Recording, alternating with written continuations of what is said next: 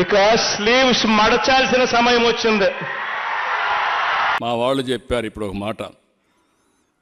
ముఖ్యమంత్రి ఒక సభలో మాట్లాడుతూ చొక్కా చేతులు మడతబెట్టే సమయం వచ్చింది. చొక్కా చేతులు మడత పెడతాడంట. నువ్వు మీ వైసీపీ కార్యకర్తలు చొక్కాలు మడత పెడితే మా టీడీపీ కార్యకర్తలు, జన సైనికులు, ప్రజలు కుర్చీలు మడత పెడతారు.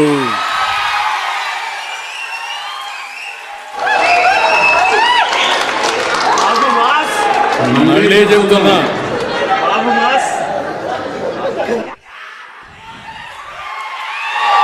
సీఎం ఈరోజు సభలో మాట్లాడుతూ చొక్కా చేతులు మడత పెట్టే సమయం వచ్చింది. నువ్వు మీ వైసీపీ కార్యకర్తలు చొక్కాలు మడత పెడితే మా టీడీపీ కార్యకర్తలు, జన సైనికులు, ప్రజలు కుర్చీలు మడత పెడతారు. అందరూ కుర్చీలు మడత పెడితే ఏమవుతుందో తెలుసా? జగన్ రెడ్డి నీ కుర్చీ లేకుండా పోతుంది. నువ్వు ముఖ్యమంత్రి హోదాలో ఉన్నావు. ఎన్నికలంటే ద్వంద్వ యుద్ధం. చొక్కాలు చేతులు కుర్చీలు మడత పెట్టడం కొట్టుకోవడానికి కాదు. ఆ విషయం గుర్తుపెట్టుకొని ప్రవర్తిస్తే మేము కూడా గౌరవంగా ఉంటాం. కబద్దార్, జాగ్రత్తగా ఉండమని మరొక్కసారి సభ ద్వారా హెచ్చరిస్తున్నా. మంచికి కూడా హద్దులుంటాయి. పిచ్చి పిచ్చి కూతలకు వస్తే దానికి పరిష్కారం చూపించే ధైర్యం కూడా 5 కోట్ల ప్రజలకు ఉందని మరొక్కసారి హెచ్చరిస్తూ, మరొక్కసారి ఈ పుస్తకం మొన్న ఆంధ్ర రాష్ట్ర ముఖ్యమంత్రి జగన్ ఉత్తరాంధ్రకు వచ్చి కొన్ని విషయాలు చెప్పాడు. ఆ సభలో మాట్లాడుతూ వైకాపా నాయకులు చొక్కా చేతులు మడత పెట్టుకుని పోరాటానికి సిద్ధం ఉండాలని పిలుపిచ్చారు.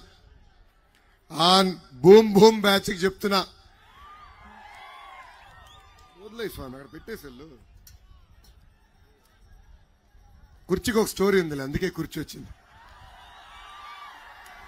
ఆ భూమ్ భూమ్ బ్యాచ్కి చెప్తున్నా, చొక్కా చేతులు మడత పెట్టుకుంటే ఇక్కడ ఊరుకునేదానికి పసుపు సైన్యం గాని జన సైనికులు లేరు. మా జోలికి రావద్దు. మేం ఎవరిని వదిలిపెట్టాం.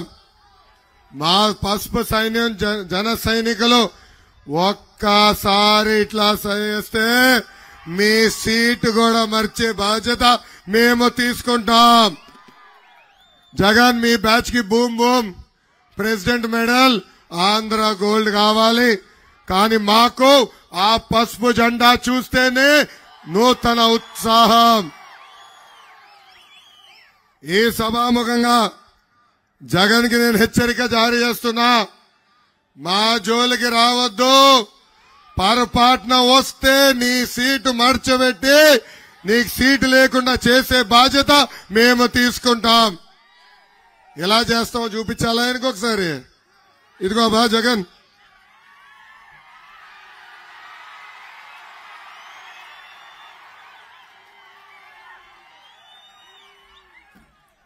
ఏమ్మా రెడీనా? రెడీనా? సీటు మడత పెడదాం. రెడీనా? వదులుతామా ఈ జగన్ ని? జగన్ చూస్తే ప్యాలెస్ లో ఒక పిల్లి గుర్తొస్తుంది.